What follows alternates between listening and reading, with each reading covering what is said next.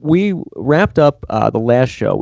We hinted more on The Stand, and we obviously did the episode before. Season 1, episode 4. It's a limited series. So episode 4 came out Thursday, and you mentioned before the show it feels like it's been 2 weeks. Yeah. Well, why is that? Well, 2 weeks worth of real life stuff has happened in the past 2 days, so I think that's what ages us and makes everything seem so far away. So many things happen. Yeah. It's like, what's going on? What was your takeaway? Like, what did you feel about season 4 or episode 4? Stand. Episode 4. I liked it much better than I had before, and my reasoning is that they actually stopped and let scenes play out for 10 minutes at least, so we can kind of see a beginning to end of the scene, even though some of those obviously were in flashback and all. So let's say the jackknife truck scene, they let that play out more or less from beginning to end. And I kind of was like, oh, I was enjoying the scene, and of course they began to up the violence and kind of up the stakes, and it's the scene probably would have had been more impact because you have two characters in peril that you already seen the future, so it doesn't. I'm not too scared that something's going to happen to Franny when she's the one flashing back. But to me, it just worked. I was like, oh, this is the way it should be, and letting not this kind of jib-jabbing back and forth. I agree. Yeah, I felt like the pacing was right. And you mentioned we talked about they let it breathe between scenes. They didn't try to cram so much material in there. There was a cameo by Stephen King in this one. He's in the Hemingford home poster. Was that a nursing home or was that the town? Well, because it looked like a senior living center, I should say. Yeah. So at first, Hemingford home, I think it was supposed to be a town, or that was a town in the novel, if I remember correctly. And obviously now when you see the poster, I'm like, does this town have its own poster? And then they cut to Hemingford home, and obviously it looks like some an elderly like a retirement community / cabin community. It looked like a great time.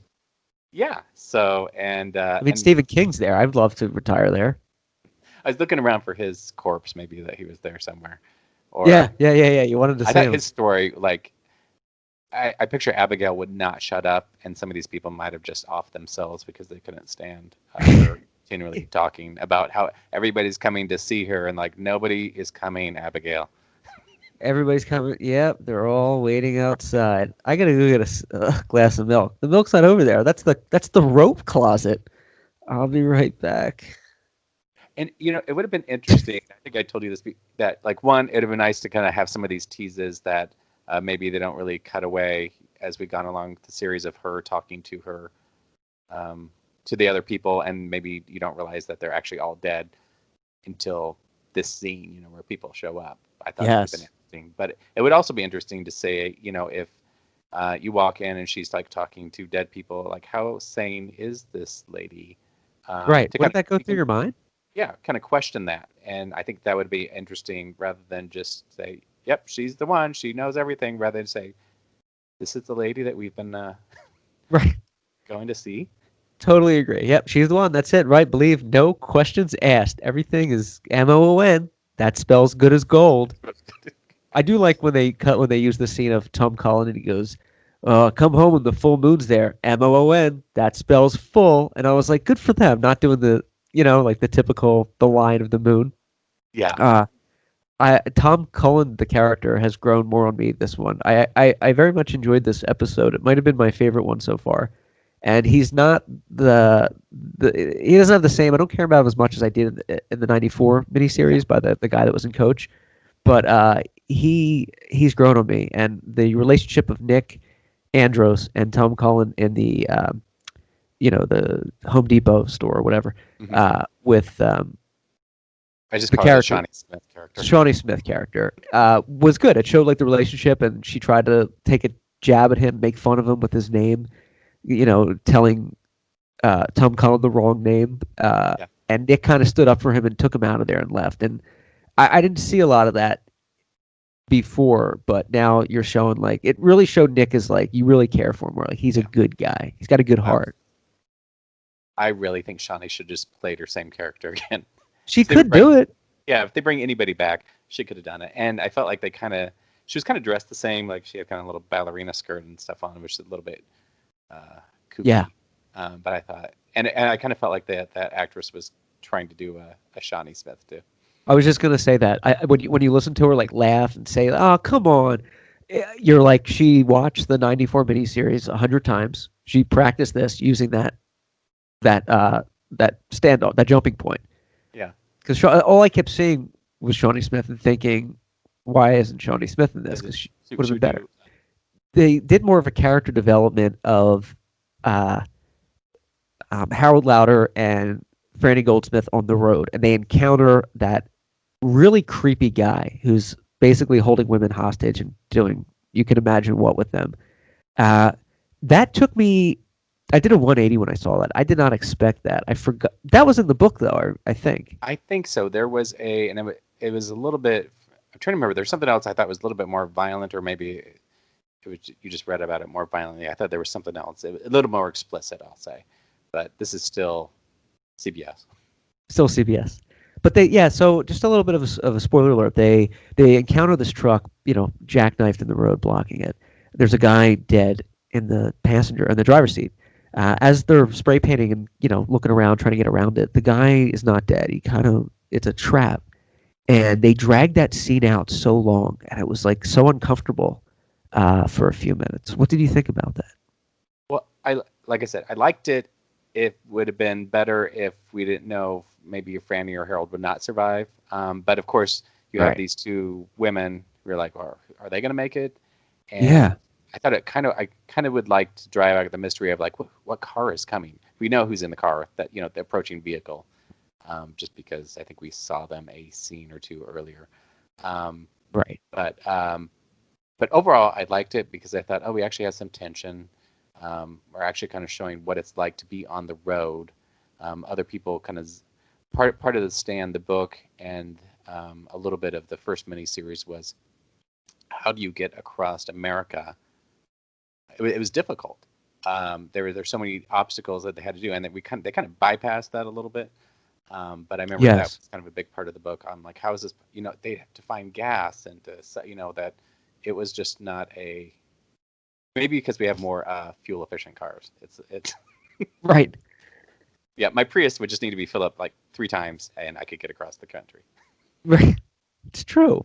Yeah, I agree. I felt like we don't know if it's because of COVID or editing or budget cuts or whatever, but they really did gloss over the at least so far the journey for a lot of these people and different things they encountered. And I know you can't include everything because it's just too much source material, but this was kind of a cool scene that worked. You felt scared.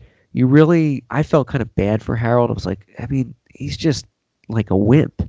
Not that I would have done any better if I was in that and that guy did it, but I just felt like bad for him for a second. And I really enjoyed the scene after Stu and Glenn Bateman rescue them, and Greg Kinnear's character, Glenn Bateman, is like, I know what your problem is. You believe in science. What if everything the Bible said was true and we just didn't have a way of explaining it? And to hear that, because he's an intellectual sociology professor, I thought that was like a cool scene, and he had like good acting in that scene. Yeah. And Harold is not buying it because Harold's not having the dreams. Yeah, or they're faking that they're having the dreams.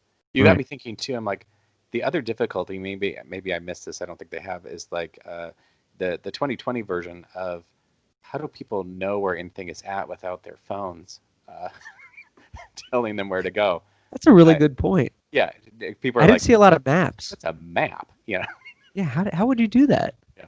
That's a good point. Yeah, without the phones, it's like, what's going on? Yeah. Where's Colorado? Where's Colorado? And it's cool too when they were prepping Tom Cullen to go in as a spy to Vegas, which they should have shown more of Vegas. Am I right? Or any of Vegas? At this point, we're nearing the halfway point, and we haven't seen too much of Vegas. We haven't seen Trash Can Man. Am I calling them right? Yeah, Trash Can Man. There's some people. Yeah, we haven't seen too much of any of that, and so I'm not sure why they're leaving that a mystery right now. Yeah, I hope it's not disappointing. How do you feel about Tom Cullen now, the character in the miniseries. He's growing on me a little bit more. I did find it curious they trust. I shouldn't say trust him more, but they hypnotized him in the original uh, to to make sure that he didn't give up his kind of identity or what he was really going after. And this one they didn't. They just said, "Hey, this is what you need to do." So they kind of trusted him a little bit more. Yeah, they did. Labels are handicapped. I'm sorry, Mrs. I just love that. But They yeah, said, I'm anxious to see him interact in Vegas.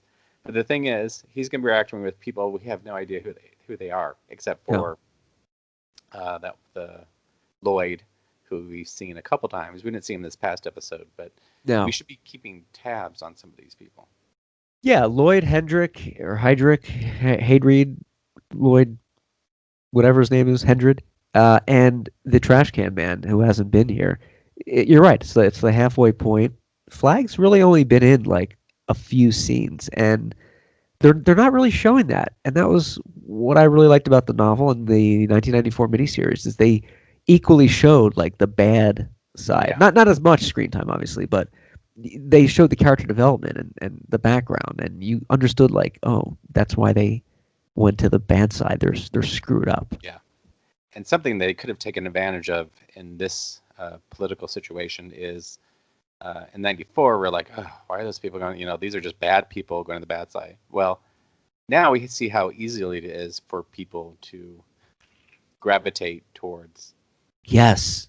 something that's not maybe it's a little bit more gray area to them than black and white, and why they're going there. Um, Yeah. but, Yeah. but yeah, they're missing. I think he and Whoopi Goldberg just got. They only could afford him for 5 days, and so that's why That was it. we don't see them. I watched the '94 one again, and the Flag is like a Trump in that. He like they predicted that. He has these big rallies where everyone's screaming at him. They're all saying, "This is not what Americans do. We don't do this." And if you remember the scenes in the '94 when they're cleaning up Vegas, a lot of trucker hats, a lot of flannel shirts and guns out, a lot of beer bellies. Not generalizing. We all people Yeah, from all walks of life enjoy those things, but it was like, yeah, I get it. It has nothing to do with Trump. I'm just yeah. saying I saw like I think I felt like they should have explored what you're talking about in the new one. And we actually only have slight indications that it's even Vegas. At this point, it could be Reno. Uh, At this point, it could be maybe Tahoe. they are showing it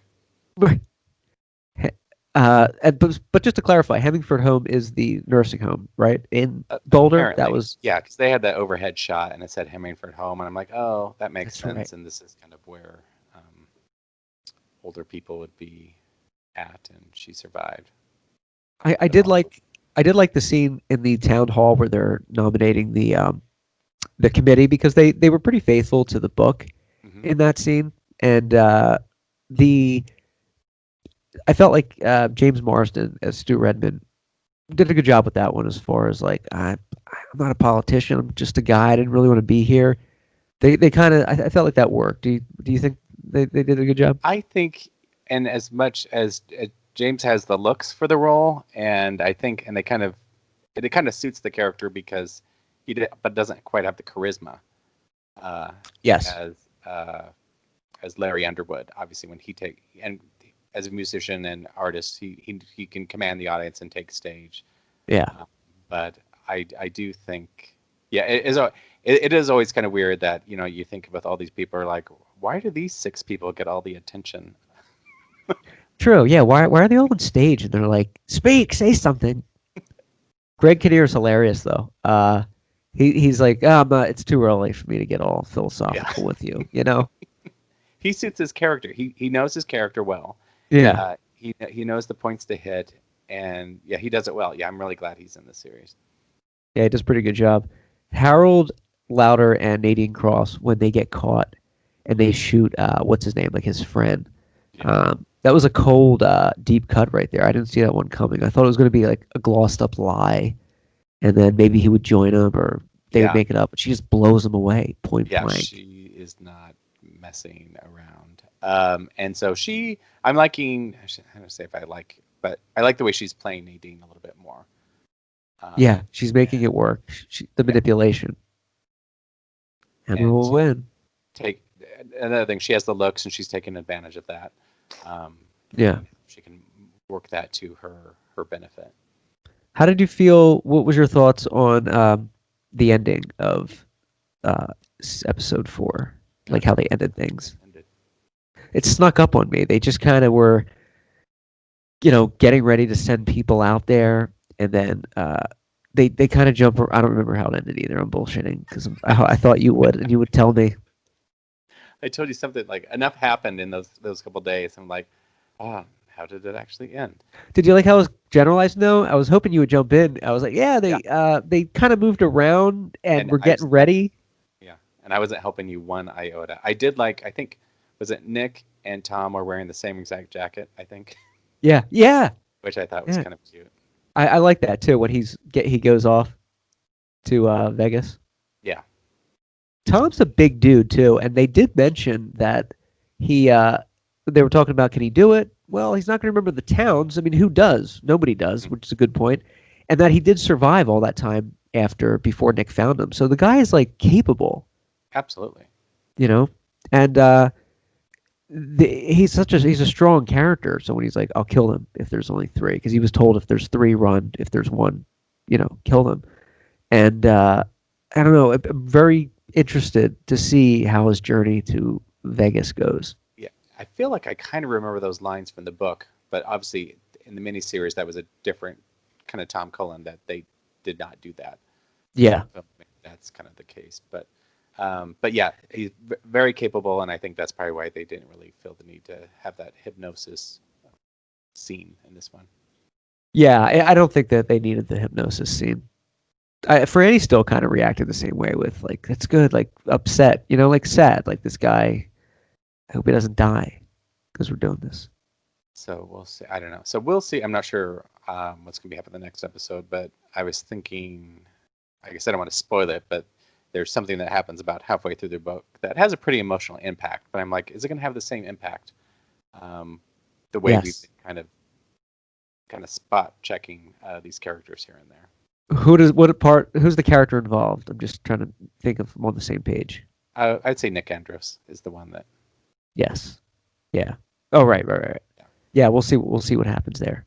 Yeah, I encourage people to check out The Stand if they haven't. CBS made it a streaming service that they release weekly, so you have to be locked in for at least 2 months to watch the whole thing. They knew what they were doing. They'll get their $12.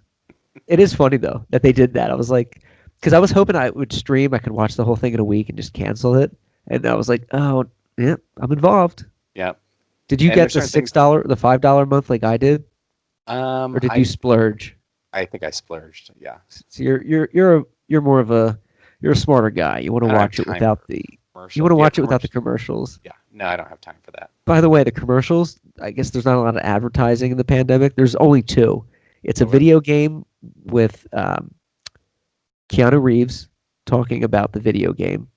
Each commercial, by the way, is 90 seconds. So it's and then there's another one about, I think it's Aflac. But that's it the entire time.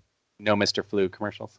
No, Flu Buddy. You heard the beginning of the show had Flu Buddy. So that's being added in. So that's The Stand. Check it out. Flu Buddy.